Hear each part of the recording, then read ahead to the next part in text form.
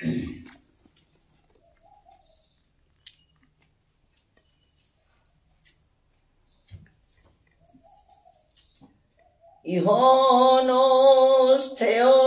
উত্থং ব্রজহিত মুক্তং ভবদ্ভির্জাত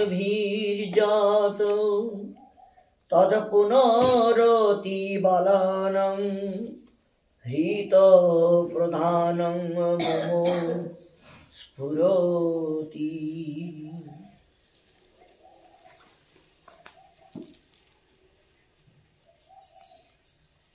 শ্রী শ্রী গোপাল চম্পু।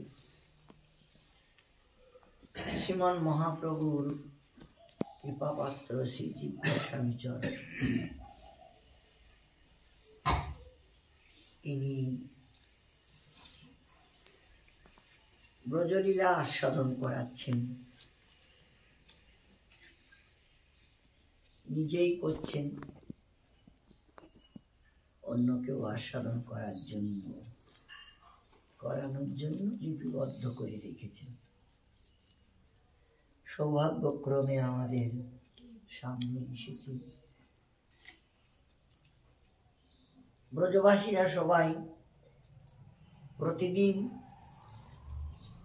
সকালে বসে গোপালের লীলাচরিত স্নিগ্ধকণ্ঠ এবং মধুকণ্ঠ, দুইজন নারদের শিষ্য, তাদের মুখে শ্রবণ করেন।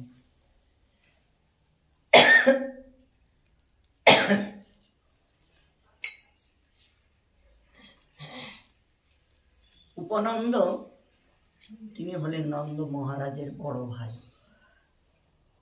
অভিনন্দ হলো মেজ ভাই, ওনার পরে উনি।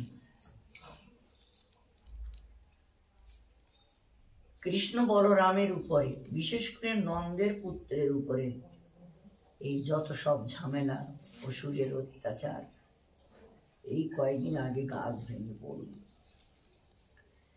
আমার মনে হচ্ছে এই মহাবনে গোকুলে থাকা আর ভালো হবে না। এই স্থানটা আমাদের ত্যাগ করে অন্য কোনো জায়গায় গেলে ভালো, যেখানে অন্যায় অত্যাচার হয় সেখানে থাকা ভালো না, যেখানে প্রতিকূল সে স্থানটা ত্যাগ করা খুবই ভালো। এখন উনি বয়োজ্যেষ্ঠ এবং ত্রিকালদর্শী ছিলেন, ওনার খুব ক্ষমতা ছিল, আর উনি যেটা বলতেন সব ব্রজবাসীরা সেইটাই মানতেন, সেইটাই করতেন। এই প্রস্তাবটা সবার মাঝখানে রেখেছেন আর সবার মত জানতে চেয়েছেন যে তোমরা কি বলতে চাও। আমার তো মনটা বলছে যে এই স্থানে তোমরা আর থাকো না। এই প্রকারে আপনারা যে ব্রজের হিতকর বিষয় প্রস্তাব করিয়াছেন, কিন্তু আমার বিবেচনায় তাহা অত্যন্ত শিশুদিগের পক্ষেই প্রধান হিতকর বিষয় বলিয়া বোধ হয়। মানে এখান থেকেই অন্যত্র গেলে মনে হয় ভালো হয়। সহজ নিজ নিতে জন্ম পরম পর যত্নে ন রক্ষিতে অপ্যত্র জাতং বিপ্লব জাতং তস্মাৎ কিং সাধু ইহয়ুর্বরিতম।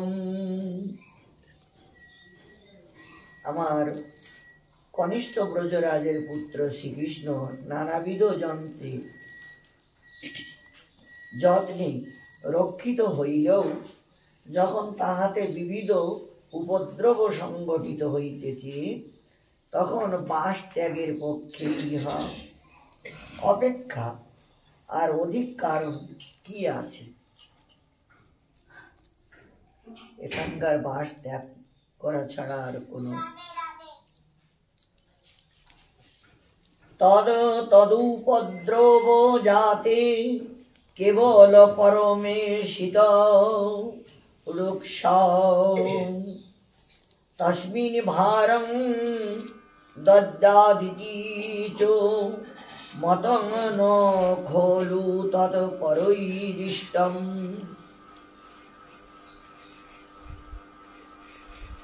যদি বলো সেই উপদ্রব সকল ঘটিলে কেবল শ্রী নারায়ণেই পরিত্রাণের উপায়, তথাপি তাহাতে রক্ষণের ভার দেওয়া নারায়ণ পরায়ণ অর্থাৎ একান্তি ভক্তগণে অভিপ্রত নয়। তাৎপর্য এই যে মানে সবসময় নারায়ণের দোহাই দিয়ে চলা, নারায়ণ রক্ষা করবে, নারায়ণ দেখবে, মানে এইটা সবসময় তার দোহাই দেওয়াটা ভালো না। এটা সজ্জনের কর্তব্য। সজ্জনের কর্তব্য, বুদ্ধিমান ব্যক্তির কর্তব্য নিজে সবসময় সতর্ক থাকা, সতর্ক থাকা, সতর্ক হয়ে চলা, মানে এগুলো হলো বুদ্ধিমান ব্যক্তির কাজ। তোমার মশা মাছি চুহা এটা সেটা উপদ্রব, তো ঘরে জালি লাগিয়ে দাও, তাহলে আর ওই উপদ্রব থাকবে। বানের উপদ্রব বন্ধ করে দাও, তো সেটা চলে গেল। অন্য মানুষের উপদ্রব মানে চোর চট্টা, মানে কারোর সঙ্গে যদি কোনো সম্বন্ধ না রাখো তো এগুলো আবার অসুবিধা নেই। মানে নিজেকে সবসময়ের জন্য কন্ট্রোলে রাখা, সবসময়ের জন্য সতর্ক হয়ে থাকা, এইটা হলো বুদ্ধিমানের কাজ। এখন নারায়ণ করবি, নারায়ণের ভরসা সব কিছু। ও এখন মশা খাচ্ছে, তো এখন নারায়ণ তাড়াবে না, এখন তোমাকে ওটা সুযোগ ঠিক করতে হবে। যে কোনো ভগবানের সৃষ্টিগুলো করে রেখেছি কিসের জন্য? বড় বিচিত্র হয় এই সংসারটা। বিশেষ করে সাধকের একটা মানে সব জীবগুলোই সাধকের পক্ষে বিড়ম্বন, সব জীবগুলো বিড়ম্বন, আবার সব জীবগুলোই হিতৈষী।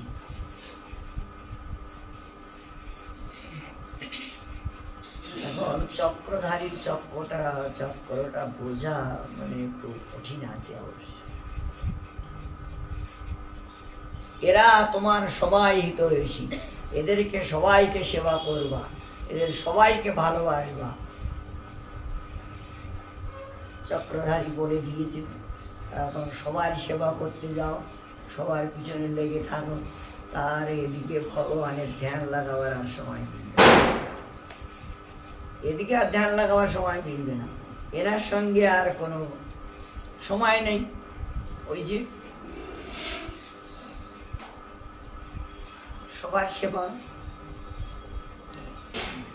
আবার তুমি নির্জনে বসে ভজন করবা, তাই এইগুলো যে আবার উপাধি, মানে এদের থেকে নিয়ে এই পিঁপড়ে মশা মাছির থেকে নিয়ে দেবতা পর্যন্ত সাধকের পিছনে সবসময় লেগেই থাকে। কেন? যে ও আমাদের ছেড়ে যেন না যায়। একটা হলো আমাদের ছেড়ে না যায়, আর একটা হলো যে ও যদি ভগবান ভক্তি লাভ করে নেয়, তাহলে তো ভগবান ওকে কোনো না কোনো একটা উপর পোস্টে রেখে দেবে, আর আমাদেরটা কাড়িয়ে নিবে, ওকে দিয়ে দেবে। মানে এইরকম একটা দেবতাদের ভয়। এই জন্য মানে বিঘ্ন সব সময়ের জন্য ডালতে থাকে। আর কলি মহারাজ দেখে যে আমার দলে লোক কমে যাচ্ছে, তখন ওই উনিও আবার পিছনে লেগে যায়। শুক্রাচার্য দেখলো ভগবান আমার চেলাটাকে ছলনা করে নিয়ে নিয়েছে, তা ওর চেলাটাকে কিভাবে ওটা আমার দলে আনা যায়, সেও লেগে থাকে। মানে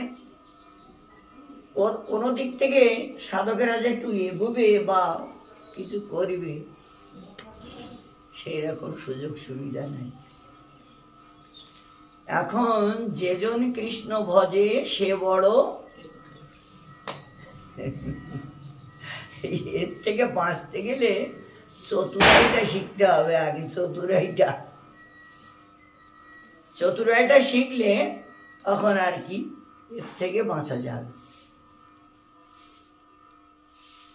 বুদ্ধি করে বাঁচা, চতুরাই করে বাঁচা। মানে কি হলো, শুনেও শুনলে হবে না, এটা একটা চতুরাই। শুনেও শুনলে হবে না, দেখেও দেখলে হবে না। তারপরে বলা, এই বলাটাও এরকম খুব মানে সংযমায়। মানে বলতে গেলে একজনের সঙ্গে কথা বলতে গেলে এখন সে আবার কথা বলবে, তাকে আবার বলতে হবে, তো ওতে কি হচ্ছে, সময় নষ্ট হচ্ছে। মানে বলতে যেয়েও বলা যাবে না, সময় নষ্ট। মানে এগুলো হলো চতুরাই। তো চতুরাই মানে দেখবা, শুনবা, বলবা না, কোনো আপদে পড়বা না। মানে এটাও একটা সরল রয়েছে আর প্রবাদ। মানে নিজেকে কন্ট্রোল করার জন্য এই সমস্ত প্রবাদগুলো রয়েছে। আর কন্ট্রোল করতে গেলে মানে এগুলো নিজের আর কি, নিজেকে ঠিক করতে দিই। যেমন কোনো জিনিস, খাওয়ার জিনিস আছে, খাওয়ার অনেক জিনিস আছে, তো কোনো জিনিস খেলে এই ক্রোধের সৃষ্টি হয়, কোনো জিনিস খেলে অলসতা বাড়ে, কোনো জিনিস খেলে মানে খালি ঘুমাতে ইচ্ছা করে। কি হলো, চতুরাই মানে ওই জিনিসগুলো দূরে ফেলে দিতে হবে, সরিয়ে দিতে হবে। ওগুলো কোনো সময় মুখে দেওয়া যাবে না। ওটা লোকসান করছে, লোকসান করে, তো ওকে মুখে দেওয়া যাবে না, ওকে দূরে সরিয়ে রাখতে হবে। মানে এটা হলো একটা চতুরাই।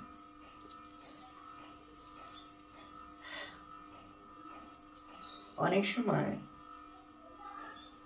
মানে ভালো কাপড় পরা হয়, ভালো কাপড় পরলে মাটিতে দণ্ডবোধ করতে হাঁটু, এই যে কলি মহারাজের এইগুলোর কথা, এইগুলো এইখানে এসে বাজি ফুটা, ওদিকে আর ঘরের জায়গায় নেই। কলির চরগুলো কলি মহারাজ ডেকে আনছে, যেখানে ভাগবত কথা হয় সেইখানটায় কিছু না কিছু একটা মানে ধ্যানটা যেন ওই দিকে চলে যায়। চৈতন্য মহাপ্রভু একবার শিবা সঙ্গ নিয়ে মানে কথাও করছেন, ভাগবত কথা আলোচনা করছেন। তো প্রায় সময় কিছু না কিছু শেষে কলি মহারাজ দেখলো যে মহাপ্রভুর কাছে যারা কথা শুনছে সবাই প্রেম প্রাপ্তি করে নিচ্ছে, আর আমার দলের লোক কম হয়ে যাচ্ছে, এখন আমি কি করি? তো উনি এখন যুক্তি করলেন, ওনার দুই বোন, একটা হলো আইমানি আর একটা হলো ঝিমমানি। আই মানে অলসতা আর একটা ঝিমানো মানে ঝিমমানি। দুই বোনকে বললো, তোরা একজন গিরগিটি হয়ে যা আর একজন বিড়াল হয়ে যা। ওই পাশে বাইরে আর কি হাঁড়ি বিক্রি, কলসি বিক্রি করার জন্য সাজিয়ে রেখেছে। ওই গিরগিটি হয়ে ওর ভিতর ঢুকবি, আর বিড়াল হয়ে আর একজন খালি একটার উপর হুড়ুম গুড়ুম করে ফেলবি আর ভেঙে চুরি। যেন ওদের মানে মহাপ্রভুর কথায় কারো ধ্যান না থাকে, ধ্যান ছুটে যায়। এই আর কি যুক্তি করে কলি মহারাজ সাধু রূপ ধারণ করে তারপরে যেয়ে বসলেন সবার মাঝখানে বসে আহা মানে মাঝে মাঝে আর এরকম ভাব দেখায় আহা। তো লোক এখন ওর দিকে তাকায়। মহাপ্রভু তখন বুঝতে পেরেছি, ওরে এই যে সাধু বাবা তোমার হাত জুড়ি কিছুক্ষণের জন্য তুমি একটু বাইরে, আমি সাধু মানুষ আমি বাইরে যাবো, এই ঝগড়া লেগেছে। সে এমন উপদ্রব আরম্ভ করে যে সে মহাপ্রভুর কথা আর কিছুতেই মানছে। সে এখন বিপরীত, সে সবাই মিলে বলছে যে তুমি যাও বাইরে যাও, প্রভু যখন বলছে তুমি একটু যাও যাও, সময় নষ্ট হচ্ছে, দেখো সবাই আমাকে কথা যখন শুনতে দেওয়া হচ্ছে না, আমাকে যখন থাকতে দেওয়া হচ্ছে না, তাহলে এটা ভালো হচ্ছে না, একটা সাধুর অপমান মানে বড় অপরাধ। ইয়ে ও মানে বলতে বলতে যাচ্ছে আর মানে ধীরে ধীরে আর কি, যাতে সময়টা। তারপরে বাইরে যাওয়ার ওদিকে ও শুরু হয়ে গেছে, ওই যে হাঁড়ি করেছে বিক্রি করা ওদিকে শুরু হয়ে গেছে। সবাই এখন বললো ভাই এটা কি রাখো, মানুষ মানে অর্ধেকটা পালিয়েছে ওই দেখতে। মহাপ্রভু বলল যে দেখো কি অবস্থা। প্রভু এটা কি হলো? তো বলে কলি মহারাজ সাধু রূপ ধরে এসেছিল আর ওর বোন দুটো নিয়ে এসেছে আর ওরা এই অত্যাচার আরম্ভ, মানে যাতে ভক্তি লাভ করতে না, মানে এইরকম ধরনের। তাহলে ঠাকুর এখন কি করা যায়? তাহলে এখন গেটের তালা দিতে হবে, মানে এখন কৃষ্ণ কথা আলোচনা করতে গেলে গেটে তালা দিয়ে করতে হবে, মানে এমনি হবে না। তারপরের থেকে গেটে তালা পড়ে গেল, আর কাউকে ঢুকতে দেয় না। একবার ওনার শাশুড়ি, শ্রীবাসের শাশুড়ি চুরি করে করে ঢুকেছে আর কি, ঢুকেছে কোনায় বসে বসে আর কি মানে ইয়ে করছে যে এগুলো রাত্রে দরজা দিয়ে কি করে ঘরের ভিতরে, মানে দেখতে হবে, জানতে হবে। আর ওই জন্য গেছে, মানে কৃষ্ণ কথা শোনার জন্য না, দোষ দেখার জন্য, দোষ জানার জন্য।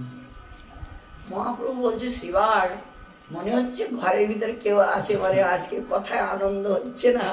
মানে কি হয়েছে দেখো, যদি এইরকম বেধর্মী কেউ থাকে সেখানে কথায় আনন্দ হয় না, এটাও মানে প্রমাণ রয়েছে। বেধর্মী যদি কেউ থাকে, নিন্দুক থাকে, তার্কিক থাকে, সেখানে কথায় আনন্দ হয় না, প্রেম হয় না। এই শ্রীবাসকে বলি, শ্রীবাস তখন খুঁজে খুঁজে দেখে ওর শাশুড়ি, তুমি এখানে কি করছো? শিগগিরই বেরো, শিগগিরই বেরো, তোমার এখানে কে আসতে বলেছি, বেরো বেরো বেরো। আরে শ্রীবাস আমি তোমার শাশুড়ি, আমার এখানে থাকার অধিকার নাই, আমার এখানে আসার হ্যাঁ আছে আছে, তুমি শিগগির চলো। তা কিছুতেই যাবে না, সে এখন ঝগড়াইতে বুড়ি, ঝগড়া লাগাই শেষে শ্রীবাস পণ্ডিতে রেগে গেছে আর চুলির মুঠোটা ধরে নিয়ে গেটের বাইরে বের করে দিয়ে ছিটকানি দেয়। আর আমি জানি তোমার জন্য মহাপ্রভু প্রেম হচ্ছে না, আনন্দ হচ্ছে না, আর তুমি এখন শাশুড়ি দেখাচ্ছ, মানে রেগে গেছে। মানে কি হলো, এটা জাগতিক জগৎ, তো জাগতিক জগতের ভাব নিয়ে, ভাবধারা নিয়ে থাকলে তখন প্রেম হয় না। আর এনারা তো এইরকমই, উনি তো নারদ মুনি, চৈতন্য মহাপ্রভু রাধাকৃষ্ণ বিগ্রহ, এরা ওই জাগতিক জগতের মানুষের সঙ্গে এটা পরোয়া করে না। আর এগুলো এদের কোনো লেনদেন নেই, বের করে দাও। যারা অন্তরঙ্গ ভক্ত এবং নিজের যারা, তাদেরকে নিয়েই করতে হয়, তবেই আস্বাদন হয়। আচ্ছা এখন পতিজীবগুলো কি করে হবে, ওগুলো উদ্ধার কি করে হবে? তখন আর কি বলছি যে এই যে আচরণটা দেখবে, আচরণটা যখন দেখবে, শুনবে, জানবে, তো যখন তার ইচ্ছা জাগবে হৃদয়ে, যে না আমাকেও ওই আচরণে যেতে হবে, মানে ওই যে গোপন, আমাকেও গোপন হতে হবে। যদি আস্বাদন করার দরকার হয়, গোপন না হলে আস্বাদন হবে না, তা আমাকেও গোপন হতে হবে। এই তখনই সে আস্বাদন করার সৌভাগ্য পাবে, তার হবে, নাইলে হবে না। তো আস্বাদন করার সৌভাগ্য সবার দ্বারা হয় না। ওই যে শুনিতে শুনিতে কেহ, আর পড়িতে পড়িতে, শুনতে শুনতে, গাইতে গাইতে আর কি ধীরে ধীরে, যেমন আমরা হরিনাম করি, তো হরিনাম করি, গুরুদেব বলে দিয়েছে 1 লাখ হরিনাম করতে হবে।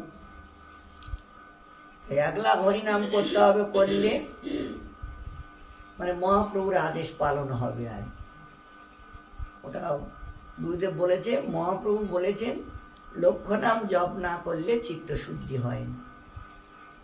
তো চিত্তশুদ্ধি করার জন্যই 1 লাখ হরিনাম। আর যদি কেউ স্বরূপ পাওয়ার জন্য ইচ্ছা জাগে যদি কারো, তাহলে তাকে 2 থেকে 3.5 লাখ পর্যন্ত নাম করতে হবে। তার আর 1 লাখ নামে থাকলে হবে না, 1 লাখ নামে জল গরম হবে না, 1 লাখ নামে থাকলে হবে না, উপরে যেতে হবে। আর শুধু হরিনাম করলে হবে না, হরিনামের সঙ্গে তার যে সিদ্ধ স্বরূপটা আছে ওই সিদ্ধ স্বরূপটা রাখতে হবে। আবার শুধু সিদ্ধ স্বরূপটা থাকলে হবে না, সেবা পাওয়ার জন্য প্রার্থনা থাকতে হবে। শুধু প্রার্থনা নয়, ওই স্বরূপটার মানে মানসে ওই স্বরূপটা কুঞ্জে নিয়ে যাওয়া এবং যুগলের সেবা করা, তার জন্য সেই কুঞ্জটা কোথায় আছে সেখানে যাওয়ার জন্য চেষ্টা করতে হবে। মানে এগুলো সামান্য জিনিস নয়, এটা খুব কঠিন আছে, খুবই কঠিন আছে। তো সেখানে যাওয়া, সেখানে যেয়ে আবার ওই দরজার ধারে 2টো ভ্রমর দাঁড়িয়ে আছে,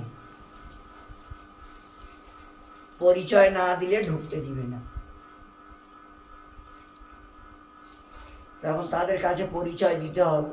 তা পরিচয় দিতে গেলে আপনার সিদ্ধ প্রণালীটা ভালো করে মুখস্থ থাকতে হবে।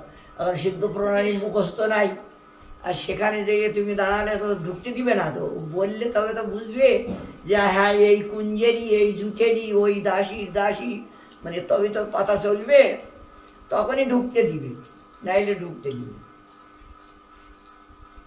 মানে এগুলো সামান্য জিনিস নয়, এগুলো খুব কঠিন জিনিস হয়।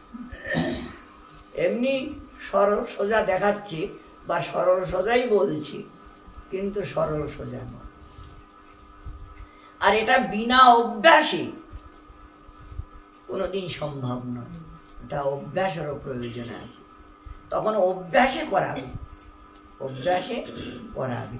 আর ওই স্বভাবটা আনতে পারলে স্বভাবটাই বলবান হয়ে দাঁড়াবে, তখন আরো অন্য কোনো স্বভাবে ওকে আর ধরতে পারবে না।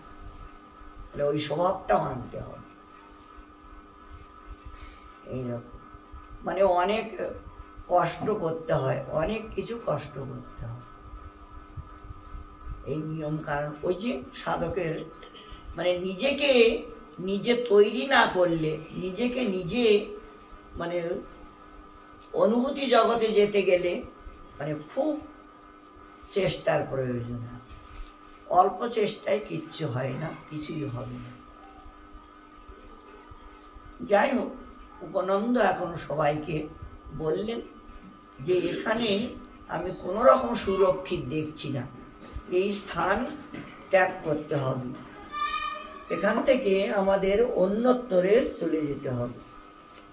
চলতাদয় মনুচিন্তং তেজ্যং গম্মঞ্চ অজরধাম তেজ্যং দুঃখ নিদানং গম্মং সুখিতানি ধানন্তু। যে ব্যক্তি গমন করিয়া থাকে সেই জন্য পরিহার্য এবং গ্রাহ্য এই উভয় স্থান অনুচিন্তন করিবে। তন্মধ্যে যাহা দুঃখের কারণ থাকে তাহাকে পরিত্যাগ করিবে, আর যাহা সুখের আশ্রয় তথায় গমন করিবে। দুটো যেখানে অনুকূল হবে সেখানেই থাকতে হবে, আর যেখানে প্রতিকূল হবে সেখানে থাকা যাবে না। মানে এটা একটা, এই যে বুদ্ধিমান ব্যক্তি যারা, তাদের দুঃখের কারণ এখানে উপস্থিত হয়েছে, এখানটা ত্যাগ দিতে হবে। স্থানং তদোপাদেয়ং যদিহ পরত্র চ ঘটেত দুঃখায়, বৃহদাক্ষং বনো মনুপদ মৈহিক দুঃখায় সাম্প্রতং জাতম। স্থানং তদুপদেয়ং যদিহ পরত্র চ ঘটেত সখ্যায়, বৃন্দাবন চাদহ আহ সমস্ত সুখতম মতীব পুণ্যং চ। যে স্থান ইহলোকে এবং পরলোকে দুঃখ ঘটাইয়ে থাকে সেই স্থান পরিত্যাগ করিবে। সম্প্রতি এই বৃহৎ বন, মানে মহাবন বলে আমার গোকুলকে, প্রতিক্ষণে ঐহিক দুঃখের কারণ হইয়াছে। যে স্থান ইহলোকে ও পরলোকে সুখ ঘটাইয়া থাকে সে স্থানই অবলম্বন।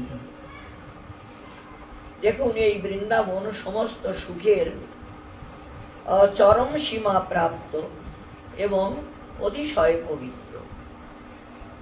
মানে বৃন্দাবনের কথা বলব, সেখানে রমণীয় স্থান হল গোবর্ধন ইতি নামা যত্রারণ্যে গিরি স্ফুরতি তত খলু প্রজাতিনাং গোপানং চাস্তি সর্বস্বং গোপাকাননো করদয়া গ্রাম দিনাং বিনিশ্চয়া ভাবাত। তদোপর কানন গমনে আহারাজ্ঞাঞ্চাজ্ঞা শত সিদ্ধা। উনি একটা ভালো যুক্তি দিলেন যে যেখানে সুন্দর বন, গিরি গোবর্ধন বা নির্মল জল ইত্যাদি, ওই জায়গাটা মনে হচ্ছে অনুকূল হবে। যে বৃন্দাবনে গোবর্ধন নামে পর্বত বিরাজমান আছে, সেই গিরি সমস্ত গো জাতি এবং গোপগণের সর্বস্ব স্বরূপ হবে। গ্রাম প্রভৃতি নিশ্চয় না থাকতে গোপগণ কাননের করদান করিয়া থাকেন। তো এ কারণে এক বন হইতে অন্য বনে, অর্থাৎ ওই বৃন্দাবনের মধ্যে বাস করিবার জন্য ভূপতির আজ্ঞাও শতসিদ্ধ রইয়াছে, অর্থাৎ তাহাতে যত্ন করিতে হইবে। ভূপতি বর্তমানে আমাদের নন্দ মহারাজ, তার আজ্ঞা তিনি কি বলেন ওনার কাছে একটু জিজ্ঞাসা করতে হবে। বলেন,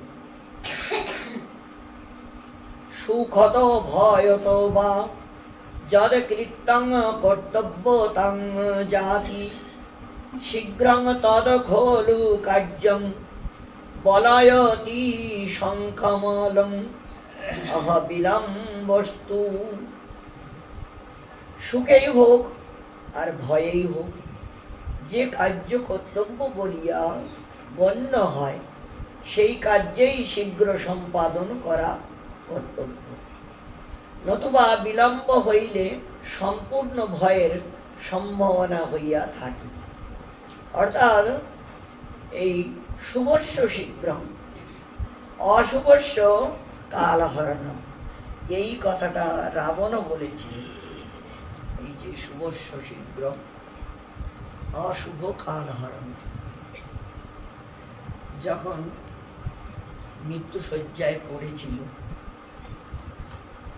লক্ষণকে বলেছিল যে রাবণের কাছে একটু উপদেশ নেওয়া ভালো, কারণ ও রাজা, ব্রাহ্মণ, ত্রিকালজ্ঞ, মানে ওর অনেক ক্ষমতা রাবণ। তা উপদেশ নিতে আর কি বলছে। তো লক্ষণ যেই দাঁড়ালো, মহারাজ আপনি তো চলে যাচ্ছেন, তা একটু উপদেশ কিছু, কারণ আমরা তো অযোধ্যায় যে আবার এই রাজ্য চালাবো, বা আপনার ভাই বিভীষণকে এখানে রাজপদে অধিষ্ঠিত করব, তখন আর কি উনি বলছিলেন যে আমার ইচ্ছা ছিল লঙ্কার থেকে স্বর্গ পর্যন্ত সোনা দিয়ে একটা সিঁড়ি বাঁধা, সোনা দিয়ে সিঁড়ি রাস্তা করব, কিন্তু হলো না। সে আচ্ছা একটু পরে করব, পরে করব করতে যেয়ে আর হলো না। অশুভ এসে উপস্থিত হয়েছে। কি? শূর্পণখার যুক্তিতে সীতা দেবীকে চুরি করে এনেছি, আর এখন সব অংশে সব শেষ। তো মানে এটা বড় লোকসান হয়ে গেছে। যাই হোক, এখন আমার তো আর ক্ষমতা নাই বলার মতো, অল্প একটু কথা বলি। মানে এইটা যদি কেউ পালন করে তাহলে তার মঙ্গল হবে, কল্যাণ হবে। কি? শুভস্য শীঘ্রম অশুভ কাল হরণ।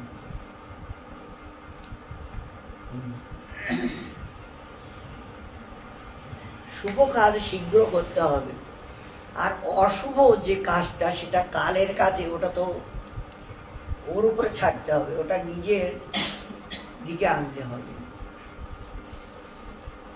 অশুভ কাজটায় মানে ভাবে চিনতে পা দিতে হবে, ভুল ভালো করে জেনে শুনেই পা দিতে হবে। ওইটা হলো না, উনি ওইটা বলেই রাম রাম করতে করতে বন্ধ হয়ে গেছে।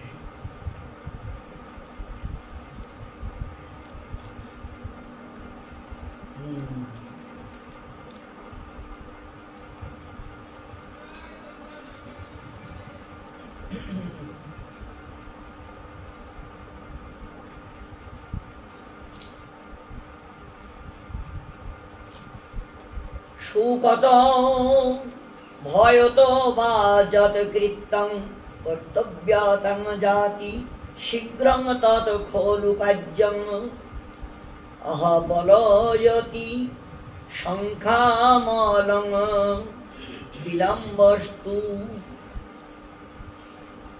উত্থাতয়ব্যং তস্মাদস্মাৎ সসদ্য নো কার্যমালস্যম তুলিতা ভূয়োদ্যাম কলনা কৃত্যং যদো যদা ক্রিয়তে। অতএব সদ্য এ স্থান হইতে উঠিতে চেষ্টা করো, আলস্য করিও না।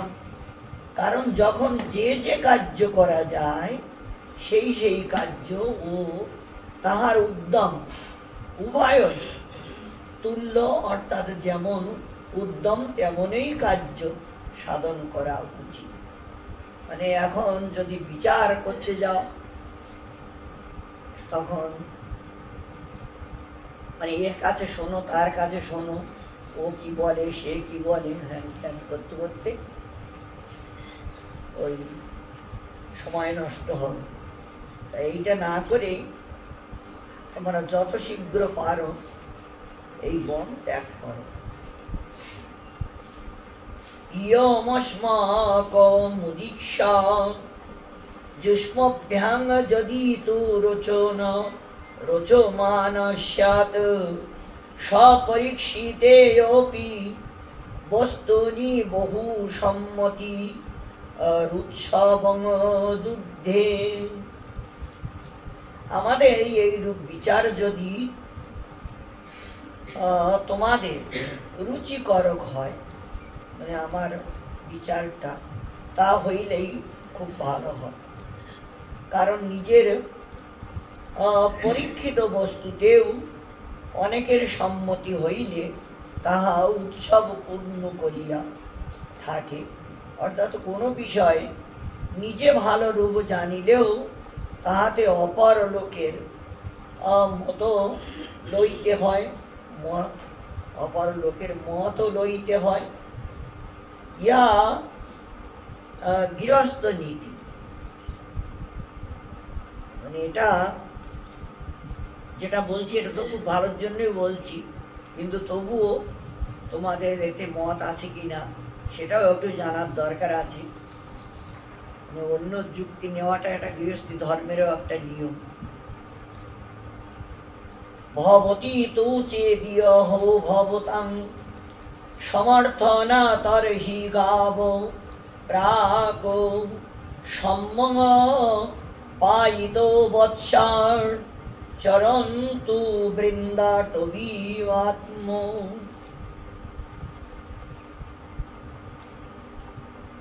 কিন্তু যদি এ বিষয়ে তোমাদের নিশ্চয় অনুমোদিত হইয়া থাকে, তা হইলে ধেনুগণ পূর্বে সম্যক রূপে বৎসগণকে দুগ্ধ পান করাইয়া বৃন্দাবনের পথে গমন করুক। যদি সম্মত হয় তাহলে যারা বৃদ্ধ বৃদ্ধা তাদেরকে গরুর গাড়িতে উঠেই বাচ্চাগুলোকে আর গরুগুলোকে আগে দিয়ে সবাই গমন করা হোক। পশ্চাৎ পট গৃহ সকট নাট্যস্তু গৃহ্যং সমস্তদা তোমাদায় বিধি বিধি সিদ্ধায় সেয়ং ব্রজ না ব্রজ তাহি গোদুহং সাধনে। পশ্চাৎ সমস্ত গৃহ উচিত দ্রব্য গ্রহণ করিয়া পটগিরি গৃহ অর্থাৎ আমার তাম্বুযুক্ত সকট সকল গমন করুক। কারণ স্থানান্তরে গমন করিতে হইলে গোপদিকের গৃহে এইরূপ বিধি প্রসিদ্ধ আছে। মানে তাম্বু খাটিয়ে থাকার জন্য সকট যেমন আমাদের সটি করা বলে হয়, সটি ঘেরা, ওখানে এসে গরুর গাড়ি দিয়ে ঘিরে ওখানে আবার কিছুদিন ছিলেন গোকুল থেকে এসে। তো ওখানটায় সটি করা বলে, সটি ঘেরা মানে সকট দিয়ে ঘিরে তার মাঝে তাম্বু বেড়ে ছিলেন। তদ্বাক্যং পশুপ সমূহ যুগ শূন্যং স্বার্থায় স্বয়মনুগম্য কল্পতে স্ম সাধর্মস্পীশি অহমৃদি পোষ্য জীবভেদ স্ফুরত স্ফীত স্যাৎ ফলতি সোতত্র না পরত্রহ।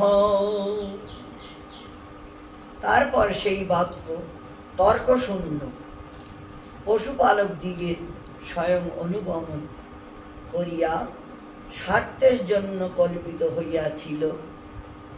অর্থাৎ তর্ক পরিত্যাগ করিয়া গোপগণ ওই বাক্যের অনুমোদন করিলেন এবং অনুগমন করিয়াছিলেন। দেখুন, সাধু এই মর্মযুক্ত সেই মৃত্তিকার উপরে বীজ বিশেষ স্ফীত হয় ও ফলিয়া থাকে। যদি কোনো ভালো সুন্দর উর্বরা শক্তি মানে ভালো মাটি হয়, সেখানে যে কোনো বীজ রোপণ করলে উপজে আসে। আর কথার ভিতরে ওই রকম যদি কোনো যুক্তিযুক্ত কথা হয় তাহলে সে কথাটা আর কেউ ফেলতে পারে না, সেটা অনুমোদন করা হয়, অনুমোদন করে। তো মানে দৃষ্টান্ত, উপযুক্ত উপদেশটা উপযুক্ত পাত্রেই তোমার বাস ত্যাগের যুক্তি প্রদর্শন করিয়ে সবাই মিলে ওনার সম্মতি আর ওনার কথা মতোই গোকুল ছেড়েছিল। তদেবং পূর্ণমাসীম অনুজ্ঞাপ্য পুরতঃ প্রস্থাপ্য চ শীঘ্রম উত্থাপ্য তাং ব্রজয়তি। দিন্দুভি নির্ঘোষণয়া কৃতপশ সো অয়ং ঘোষ শনিরুক্তি মেবাতিরিক্ত তয়া ব্যক্তবান গব্যানং মনুষ্য কানমপি কোলাহল উন্মাঘোষ স্পদতা হি ঘোষতা নির্দিষ্টা।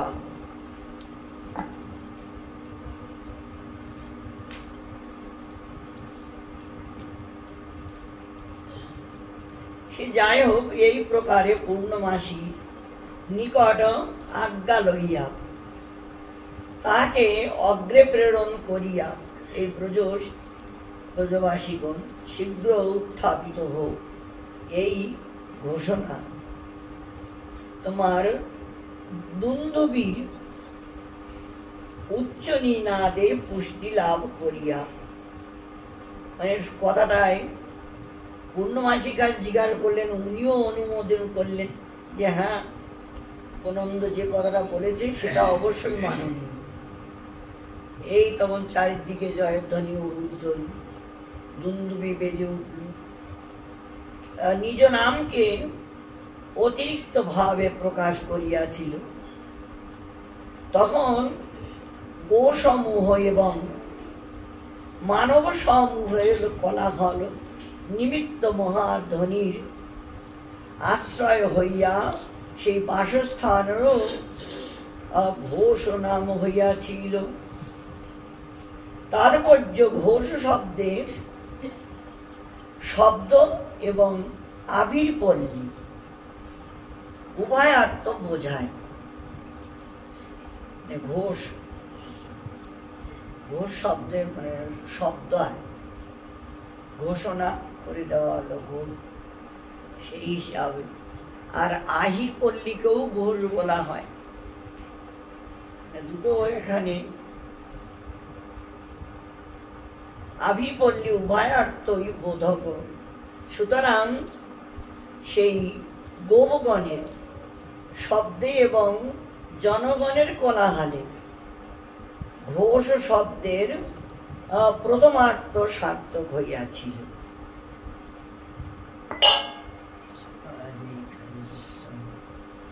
এখন ওনারা গোকুল ছেড়ে বৃন্দাবনে আসছেন।